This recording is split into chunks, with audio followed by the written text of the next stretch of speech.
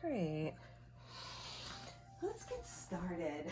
Well, first thing we're going to do, since we're working with the energy body today, is we're going to make sure our mats feel like they're in a good place. So that way we can use the inspiration of the shape of the mandala in order to inform the movement.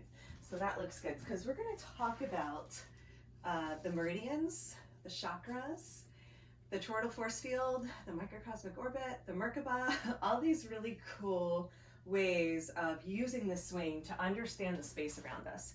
So I created these mandala mats specifically to help us and inspire the movement of understanding the spherical nature.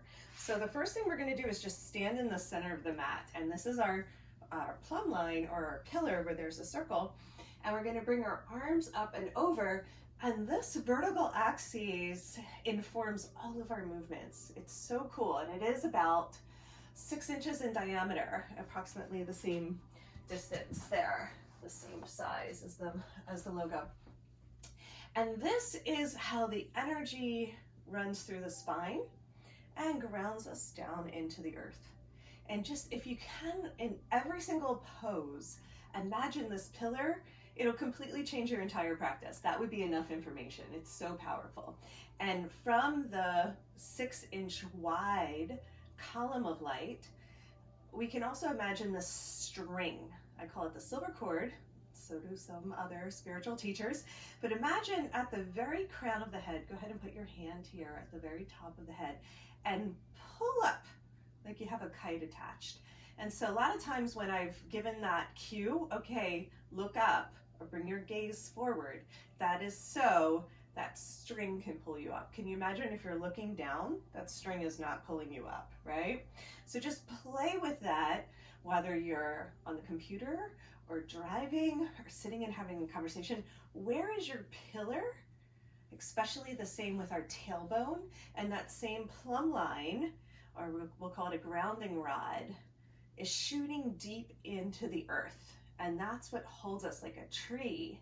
When things get windy or a little crazy and chaotic, we have our pillar.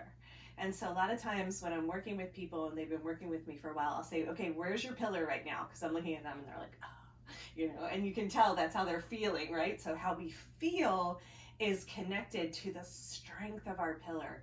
And no matter what's going on around us, we can say, okay, I'm gonna plug in, I'm gonna get centered, I'm gonna get aligned, and now I'm gonna get sourced. So this all leads into my meditation practice of like finding our pillar and getting in tune and connected to source.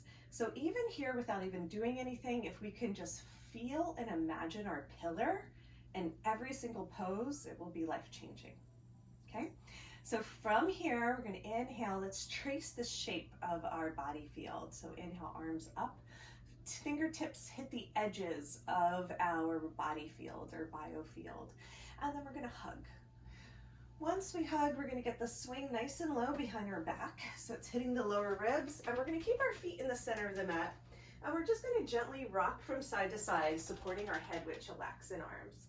If it feels good, you can even walk the feet a little bit more forward, just so you have the right amount of tension on the swing. And so with our elbows, pushing our hips forward, grounding our feet in, we're starting to trace the shape of our toroidal force field or body field. So we're just going to call it the bubble that surrounds us. So isn't that cool that the swing allows for this kind of multidimensional movement, that we can get in tune and touch with this bubble of energy around us?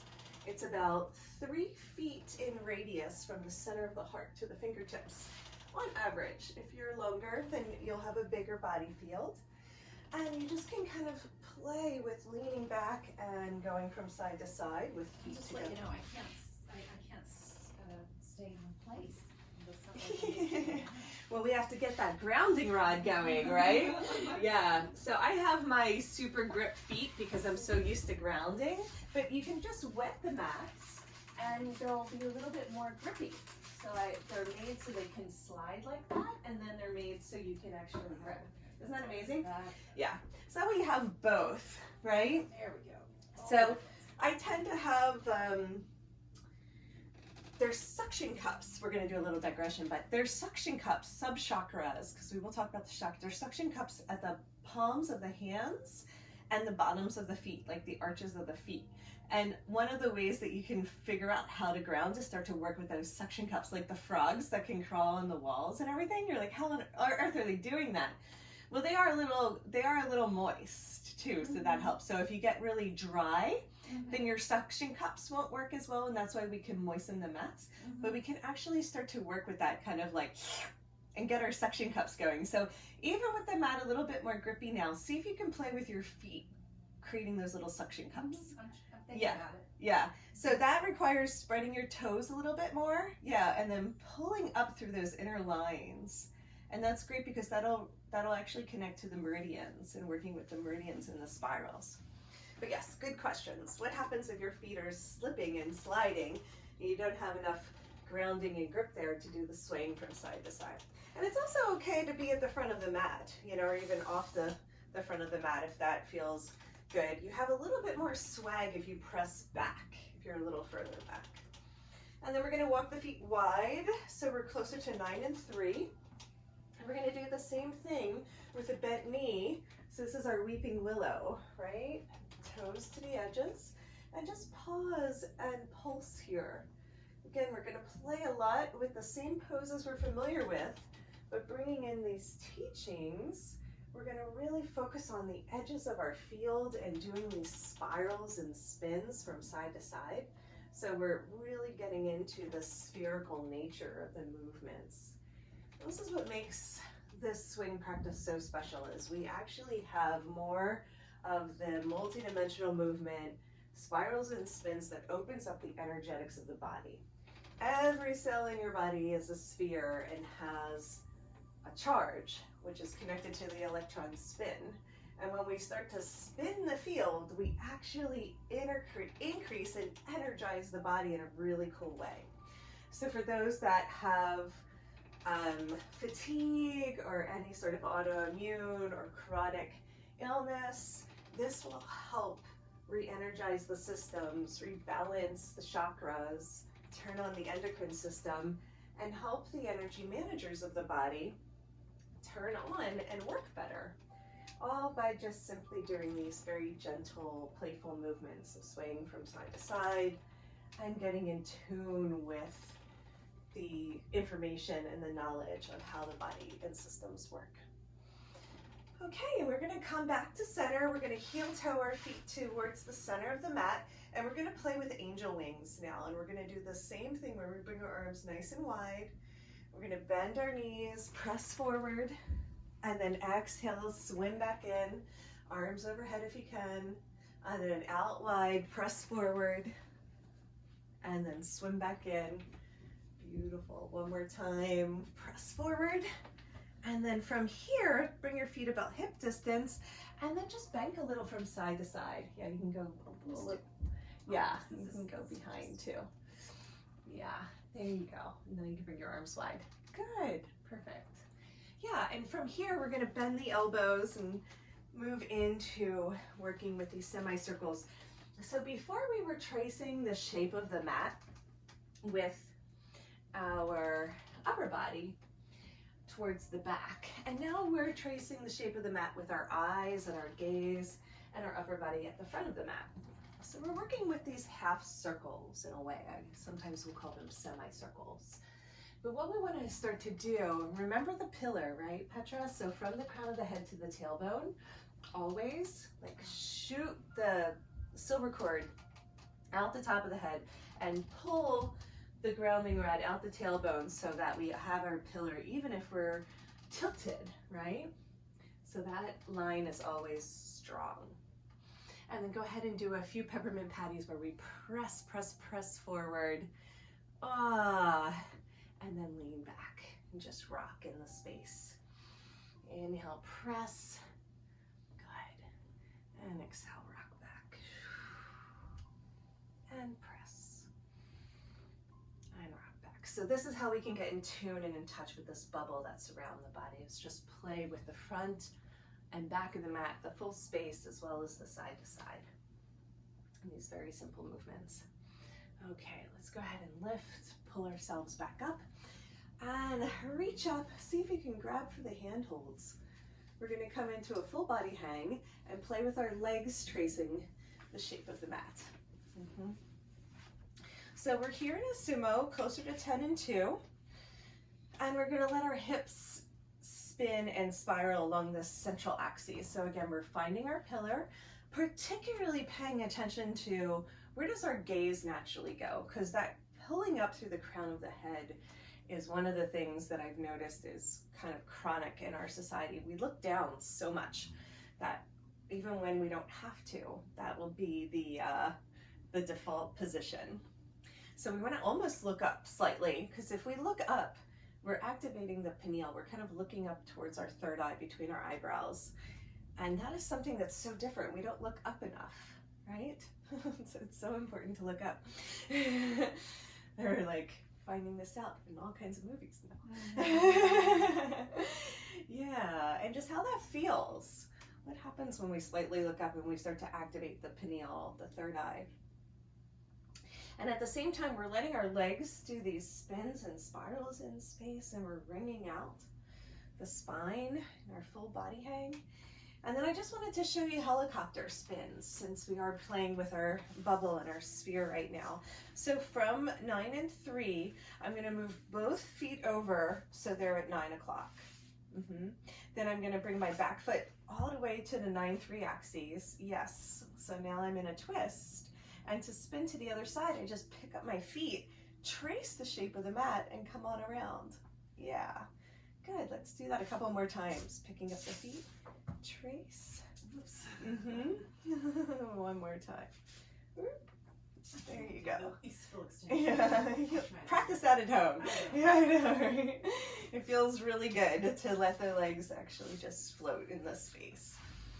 So yeah, so little things like that, like the helicopter spins and adding the twist will start to help us feel the bubble of energy around us, help us keep in tune with our vertical axes. Even if we're in a forward fold and we move to the horizontal plane, we keep that vertical axis nice and straight and long. So the tailbone's always communicating with the crown of the head, the heart being the center point and apex from which we move, like angel wings. And now we're going to just talk a little bit about the meridians.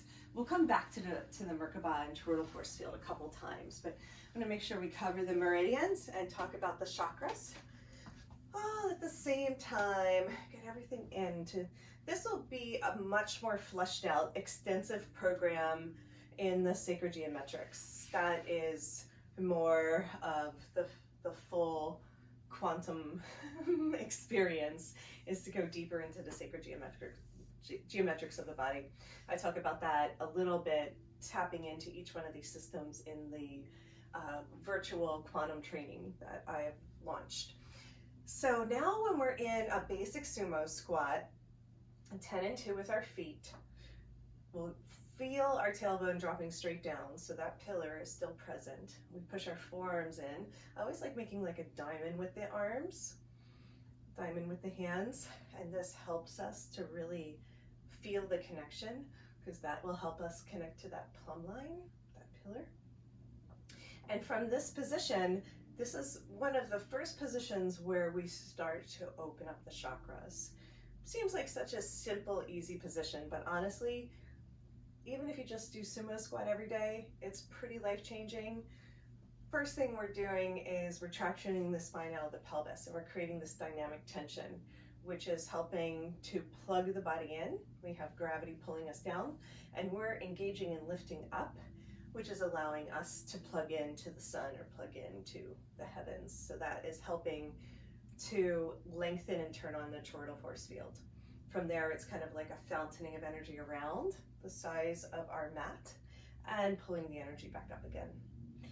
So the chakras overlay the endocrine system along the points of the spine. So the chakras from the crown of the head all the way to the tailbone are, we'll just say that they're not just wheels that move in one plane, they're spheres that move in all planes. So part of what we're doing when we're doing our little twists and turns and side to side is we're starting to loosen up and spin those wheels energetically and allow for all of the physical interface, the blood, the oxygen, the energy flow to get to these organs, glands, and systems through the central pathway of the spine. So working on the spine is really the access point or superhighway to all the other functions of the body. It's super duper important. So something like sumo can help just release and open up the spine, adding some twists here from side to side, and then we can get into all of our other poses from sumo too. We can get into our supported back bend, which we just did, swaying from side to side. This is a great pose for opening up the endocrine system. Any of the back bends, or we'll just call them yang poses that open the heart, open the belly when we go into our chilaxin pose and bow. We'll focus on that again. And when we were working with the endocrine system and immune system previously, we did all the breathing techniques that can pump energy into these parts of the body, and they will, of course, affect and boost the energy in the chakras, in those energy centers. So we can go over that again, but I also wanted to get into working with the meridians. So these are the energy lines in the body that from Chinese medicine and acupuncture that you can access, and we have lines that run on the inside and outside of the legs. They go through the torso, they go through this governing channel that goes up the front of the body and down the back, and they go through the arms and legs, both the inside and outside. And so we want to work with those channels and be aware of them when we're doing any sort of pose, particularly when we want to look at how the energy spirals and spins, making sure that we are incorporating what we learned last time with the internal and external spirals. So what I'm going to have us do is get into our floating Buddha pose. And just make sure the leg loops are a good height, not too high, because then it might be difficult to keep the legs straight. But from here, I want us to just start to, with straight legs and flexing the toes back, I want us to imagine that we're stretching not just the muscles, but we're starting to lengthen and open up the energy lines that run through the legs. And this is the gallbladder line on the outside here that goes through the hips, through the side body, up into the neck, and through the head. So even in a simple pose like this, where we're swaying from side to side, we're starting to open up the energy lines. What's going on, Petra? I'm going to face the other way so I can Yeah, that's a good idea. I mean, Yeah. you don't need to see me, so I'm Yeah, that's fine. And then I want to get the full feeling. yeah, legs straight would be really good. Good idea.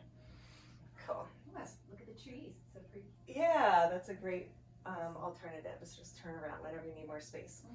Cool. So yeah, and then the more that you sway with the feet flexed, you'll start to feel this kind of energetic stretch that is not just muscle.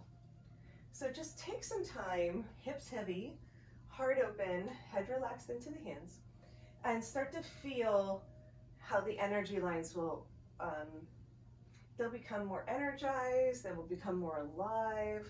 You might start to feel some of the points or where it might be stuck or blocked, particularly in the hips. But once we actually start to bring awareness and tune into these energy lines, they start to communicate with us in a different way. And all of this, I call it changing planes or multidimensional movement, starts to incorporate the spin and work with re-energizing the chakras as well as the electrons in the body. Now, if that interests you, there's more reading you can do about all of that online. And if you are just interested in helping to heal an injury or work with lower back or neck pain, that's fine too. It's just good to know that we're working all of the energy lines and some of these basic poses we've gone over many times before. And then of course we can do this in chilaxin as well. So now we can bend the knees and do the same thing. And I want you to just feel the difference. With bent knees, we're not engaging the whole energy line in the same way, right? But we can, one leg at a time, extend. So we have one knee bent, and the other leg just, we're gonna keep one leg, let's pick the left leg, and we're gonna extend it the whole time as we sway from side to side. And then as we start to spin, I'm gonna go ahead and pop right into an extended leg twist, which means my left foot is gonna catch the right leg loop. And then I'm gonna tee the arms. And now that we're really starting to feel, obviously the energy lines are interacting with the nervous system, and you can kind of start to feel the nerve stretch. I like to flex my hands and my feet to get a little bit more engagement. They're all the nerve endings and the meridian points and in the hands, feet, and head. So the more that we engage the ends of our body, the more that we're activating these energy systems. There you go, big twist and stretch. Nice. Let's release that, swagger for a few breaths, and then we're gonna go into the second side. And so if you have any desire to learn the names, the different names of the meridians, you can go ahead and look that up. But we're just gonna work with a couple today for you to get a sense of how I like to interface the movement and the practice into the therapeutics and the healing. So now we have the right leg extended, and we're gonna keep the right leg straight the whole time as we sway from side to side. Foot flex back. Hands are still in chilaxin for now, and we're just feeling that stretch.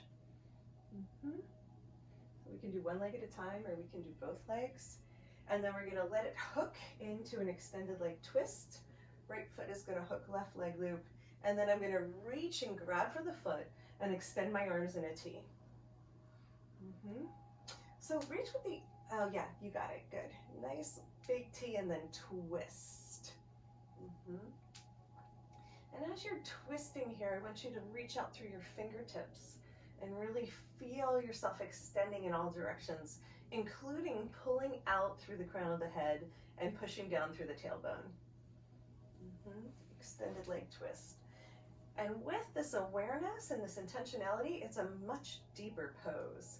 I find I get so much more out of it, and I can really feel the energy body start to activate as I pull and push in the space. And then slowly release. Let's come on back to center. Take a little back bend here. Just hold on to your swing. Let it slide towards your waist. Give it a little hop, whatever you need. Give the upper back a little break. Come on back in. We are going to get into our bow pose and some inversions, but for now, let's come on up. Reach for your knees, and let's open up the legs. So now we're going to counterbalance. So a lot of times the poses and the sequences I do have a lot to do with the energy lines and the energy systems. And now that I'm able to incorporate more of those teachings into the practice, it might make more sense. So now we're going to work with the inner lines. So we just stretched the outer lines, which is the gallbladder. Now we're stretching the inner lines, which is the liver. And this one is really intense for a lot of people. So what I do is I just pulse in the space for a few breaths. I squeeze and roll in almost like a floating child. And then I inhale and extend and I lift, leading with the chest. So we keep that plumb line, right? Crown of the head lifted, tailbone down. And so we're going to go back and forth, undulating with the breath. Inhale, lift, bicep curl. Exhale, squeeze. And now you can see as I lean forward, the swing, the leg loops are actually even hitting some of those tender points for those inner lines. And when I slide the leg loops up and down and start doing the fascia work like we did in the first couple of videos, I'm starting to wring out the tension and kind of help release the congestion that is blocking those energy lines. They're like super highways, those pathways from flowing. So that's why I love doing the fascia work, is the way that it interfaces with, you know, not only the lymph and blood and circulation, but also how it can open up the energy pathways. So I do that quite a bit. So I use the fabric to slide up and down. And then from here, we're going into our skydiver and then butterfly.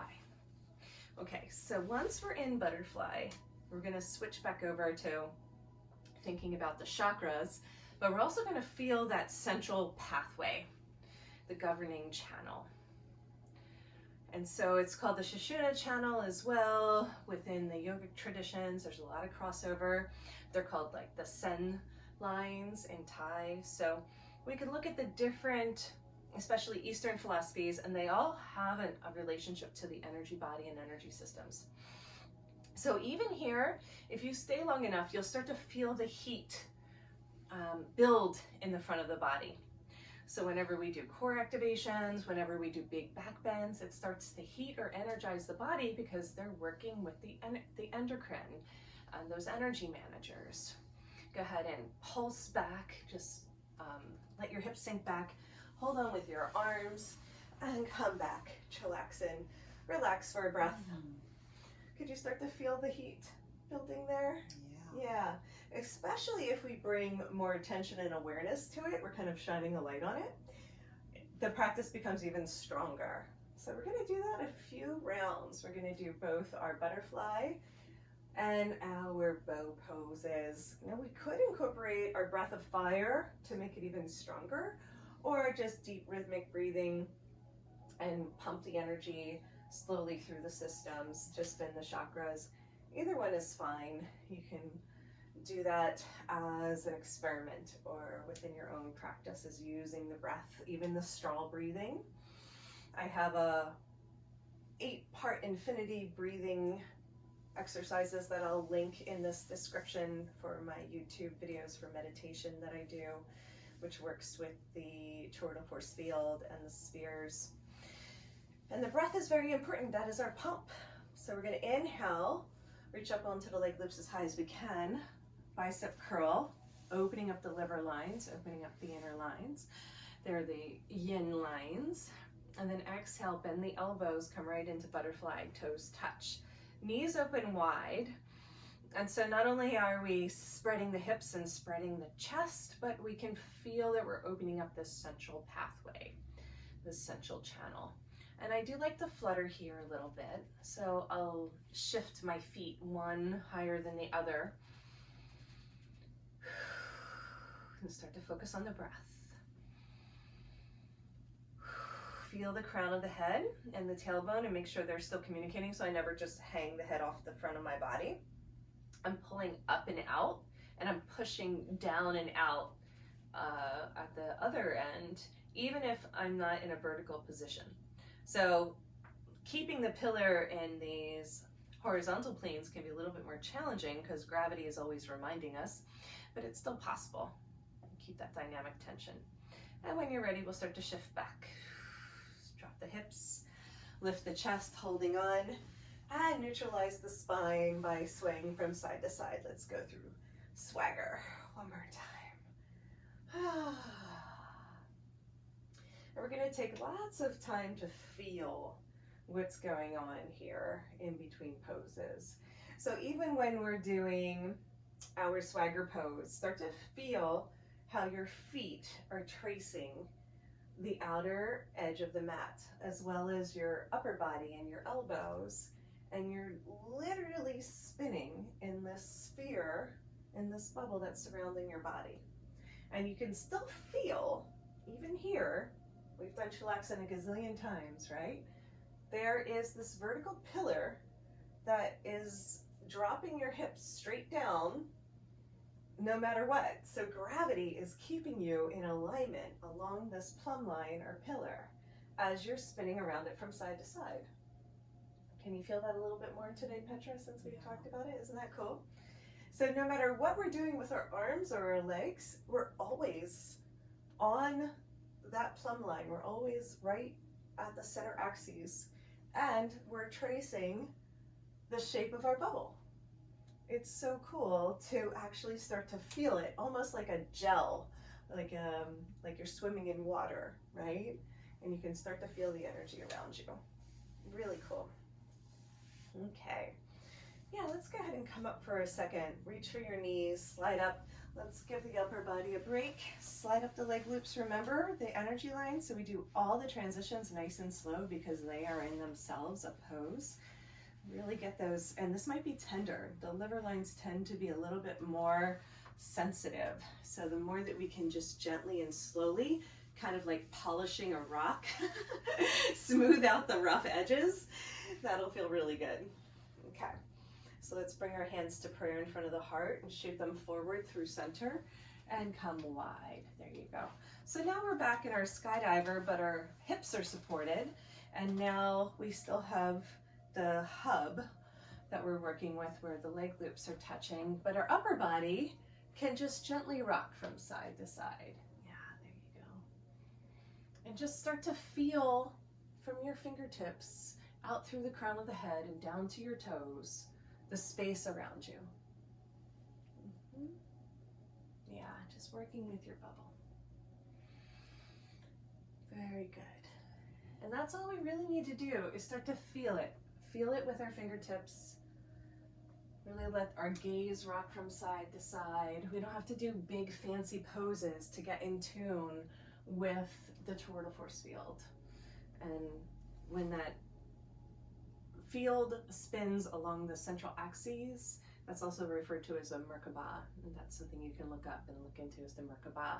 And we worked with the two pyramids. We worked with the Holo-spheres, and that we have one pyramid where the base is really wide and it points up, and we have another pyramid where it's inverted and then the base is really wide up top and then points down. And those two pyramids, or double tetrahedron, when they spin together, creates a MerKaBa. And so that's all part of the kind of metaphysics that you can learn about the energy body and how to spin both the upper and lower chakras in a way that creates a balance between the masculine and feminine, yin and yang, all of those polarities that we're dealing with on this plane. So let's go ahead and heel toe our feet together, and we're going to come into our inversion. So from here, once we come to stand, we're going to find our pillar, push the swing down with our forearms across the hips, and we can just leave the leg loops where they are. That's going to help us rotate on axes, right? So now the legs are going to come wide, head points down, and toes touch. So imagine your toes pointing up along your vertical axes, and the crown of the head is pointing straight down. And just let your body play in space for a little bit here. You did something different, and I want to make sure. Oh, sure. Let's go over it again. Because he came down and so I used my swing down. Yeah, and then my hands just naturally grab right here. Yeah. And then I walk my feet forward, so I'm right so underneath cool. the yeah. And then when you bring your legs wide, you can just It spin. just puts it in the right spot. Isn't that amazing? That's amazing. Yeah, I and wanted to make sure I understood. absolutely, and that's really great for people who are more beginner. I wouldn't get them in through chillaxin. Yeah. I usually have them come to stand because they feel like they can hold on a little bit more. Yeah, no, that's great. And then even coming out, we're gonna stay here, but just reach up, grab for the swing, and then when you bring your legs wide, because the leg loops are nice and high, it gives a little extra support to come on back down. Yeah. So that's a nice way of doing it. Yeah, there's always like a gazillion ways, so it's nice to go over some of those things. So yeah, forearm press, the hands just naturally hold on, walk the feet forward, lean back, and you can feel that pivot point. And then wrap the legs around. And then I want you to bring the feet together and feel the toes touching and pointing up. So that's almost like another body mudra initiating the vertical axes, right? So we don't normally think of the toes pointing up as part of our pillar. So just even those tiny cues feel really good in terms of keeping that alignment. That central column is so key for everything we do. And then I want our upper body to play in space. So we're gonna go into some twists and turns or whatever feels good. And we're gonna really start to feel just like we were in chillaxin when we went into swagger. No matter how we twist or turn, we still have that central axis that we're spinning along because gravity keeps pulling us back towards center. Isn't that amazing? Because we were talking about, before we got started, how alignment is so important, and we want to bring more awareness of our alignment into the swing, but what's beautiful about the swing is it holds our alignment for us, and that creates so much support to go deeper into poses without hurting ourselves, because it's always creating the alignment and keeping us connected to this pillar, whether we're aware of it or not. So what happens is a lot of times people will come out of this floating practice and be surprised by how grounded they feel. Because it actually connects. There you go. I really like that. Yeah, I know. You're like, there's my toroidal force field. There it is. I found the MerKaBa. So in case you can't see what Petra's doing is she's actually spinning and then letting her arms go and feeling the trace and shape of the spiral, of the sphere. It's really cool. If you do that a lot, you might get a little dizzy. And then yeah, beautiful. And then when we learn our acrobatics, that's like our helicopter spin. We do a few helicopter spins like that. So now I'm just gonna do the same thing, and I'm gonna let my feet really play in the space, just like we have been, just extended. Yeah, that's perfect, Petra. You have lots of room now. And yeah, just allow for the toes to kind of trace the shape of the mat and enjoy the movement of playing with the bubble. And allow yourself to take up lots of space. That's why I love things like the ollies that we've done before in more of our advanced poses, where the hands are really extending on this vertical axes while the feet get to play along the horizontal axes or with the toroidal force field. Like all of this, when you start to get in tune with the energetic systems, makes so much more sense in terms of balance and alignment and strength. And these poses become literally effortless when you get in tune with the energy field. Like I don't have to do much work with the swing. When breakdancers do this without the swing, I'm extremely impressed because I know how hard it is to hold.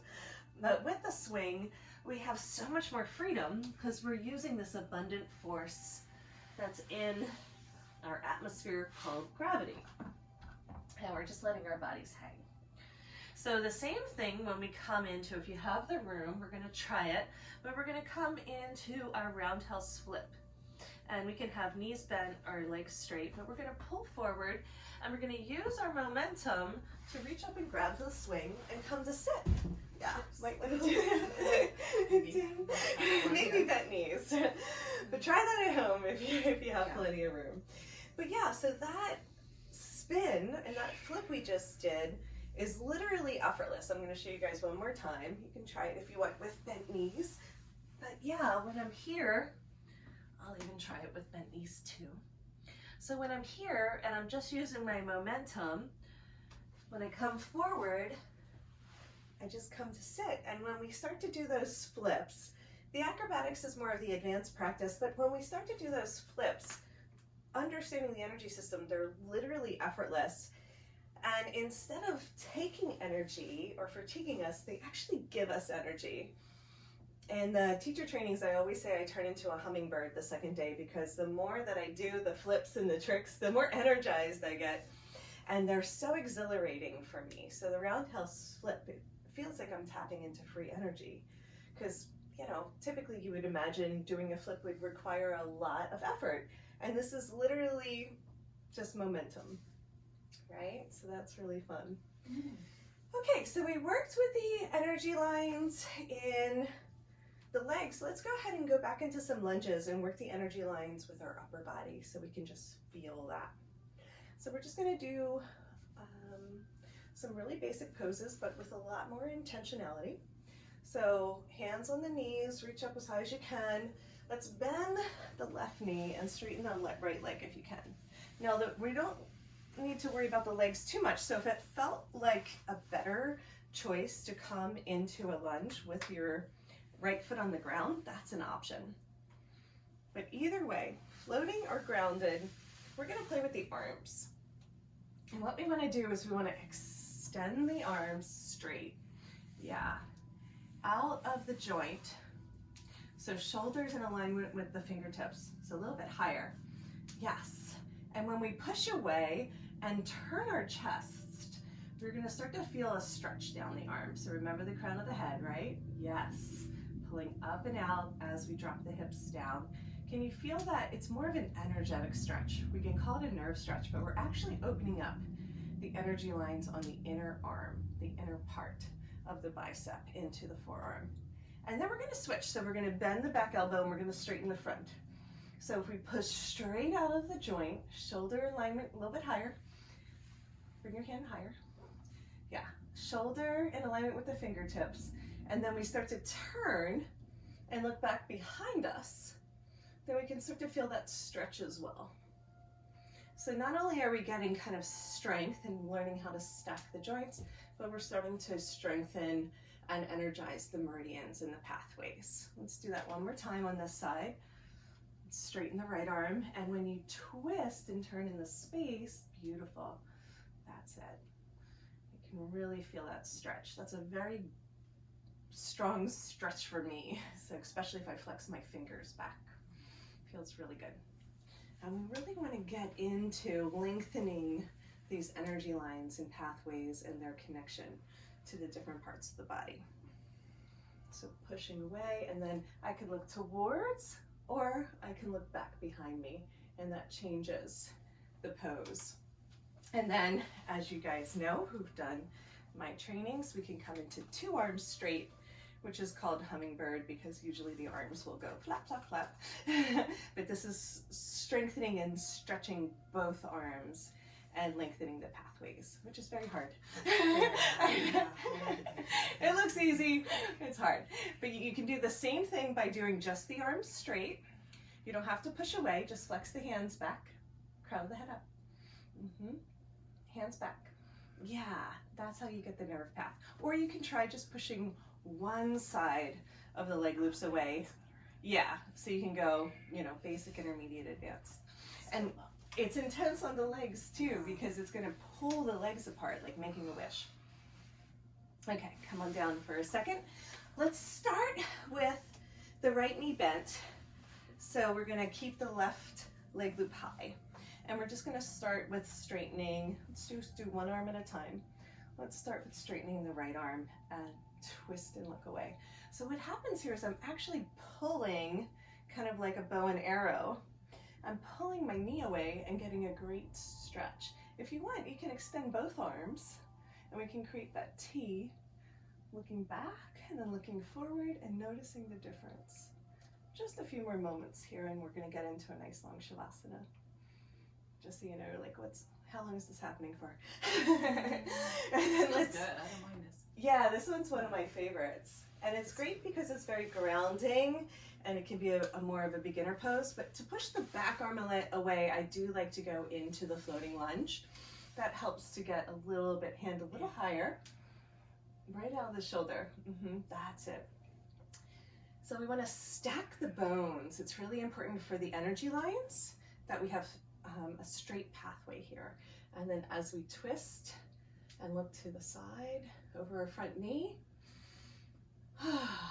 big stretch. And then let's bend the left elbow and straighten the right arm and try that again. Just pull away. So we're opening up the hips as well as working the energy lines. And one more time, back arm. And if we do that back and forth, we'll get into this little seesaw action. So if you guys know seesaw, you can try that, especially if you have space. We work with what we got here. Yeah. Okay, last one is Hummingbird. So then we're going to try both arms. So try it without the swing if that's too much to press. And if you can press both away, it's nice and strong. Big straddle split as well. Or you can try just one side of the leg loop, which would be kind of medium. That's it, really good. The more you drop down into it, the deeper the stretch. You can try flexing the feet or pointing the feet and noticing the difference in the leg lines as well. Great, well, we're gonna end with a bow pose. That was very intuitive. You're like, and bow pose. Give the upper body a break. So I'm gonna turn around so you guys can see in bow pose how we can work. You're good if you want to stay where you are, Petra, but we're gonna, just to have the video, we're gonna play with opening up the central pathway and the chakras here. So once I come into bow pose, I'm gonna imagine that there are these wheels all along the spine, all the way to the crown of the head. And we can just stay here holding on. You'll start to feel the heat build immediately. very yang. All the back bends are yang, or energizing, and all the forward folds are yin, or cooling. And then if you want, you can even grab for your feet. And when we grab for our feet, we're imagining pulling away. So we're arching behind the back of the heart, and now we have a big rainbow happening, a big arch through the spine. And the more that you can let the lower back relax, squeezing the knees towards one another for alignment, and lengthen out through the heart, the energy will start to pour through the belly towards the crown of the head, and that starts to energize and turn on the hormones, the immune system, all of the mood and elevation, the chemicals that help us regulate sleep. There's so much benefit to doing these back bends, and they tend to be really uncomfortable for people who are tight from sitting all day. So you could start here with the swing behind the heart and just do a little baby back bend like we do in Shavasana, using your hands to support your head, and then just start to massage up and down your back like we've done with the fascia. That's why we started with the fascia, and now we're building up to understanding the energy system. And you can just slowly start to slide down as far as it feels good. And then come back up and keep massaging out the paraspinal muscles until the back body feels open enough. And you'll feel this big stretch. You're literally stretching the skin and the belly to come into a back bend, because a lot of the time these meridians, the Sushumna channel, wind up being closed or short and congested, and we're opening those up. And if you're more advanced, like we talked about, when you come into bow, you can start doing breath of fire or long, slow, deep breaths in order to pump the energy very deliberately into these centers or parts of the body. We'll just do 30 seconds to show you. We've already been here for a while. But if you want to do the advanced, do that. If you want to come up and do the mini back bend and massage out the paraspinals, go ahead and do that version just for the next 5 breaths or 30 seconds. We're not going to do super long.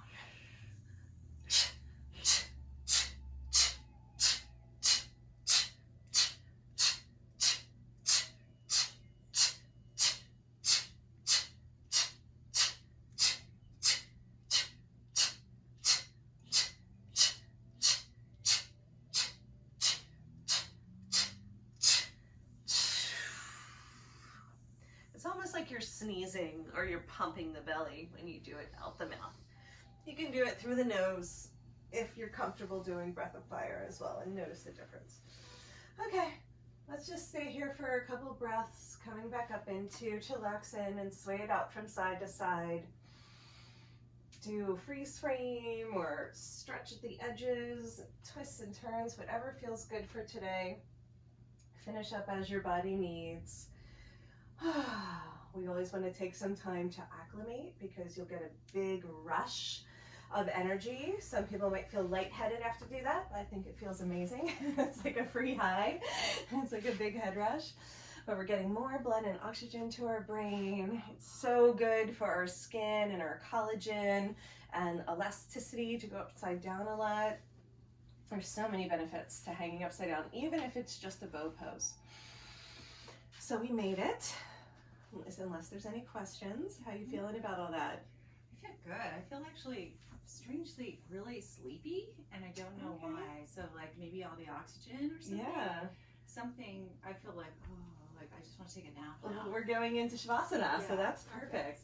Your body probably just wants to integrate this information. And you know, Shavasana is the most important pose that we do, the cocooning, and it's so wonderful. So we're gonna just grab the front end and hop right in, and you guys can decide where you want your feet. I like the leg loops extended.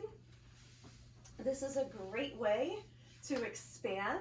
If you'd like to curl up into a ball, you can bring your legs up to the sides in Viparita.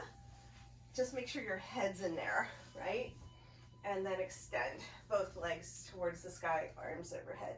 So either curl up into a little ball or stretch out, but let your body drop in for a nice solid 10 minutes here so that you can end your practice by fully absorbing and receiving all this information. Just even the awareness, yeah, maybe slow your roll, even the awareness of getting into the spins and spirals and meridians and chakras, the body will really need to absorb all this information, and it'll start to rearrange and recalibrate a lot of the systems. It's a very powerful practice. So thank you so much for watching. Remember to check out that quantum virtual training if you want to learn more about the sacred geometrics, and we'll catch you next time.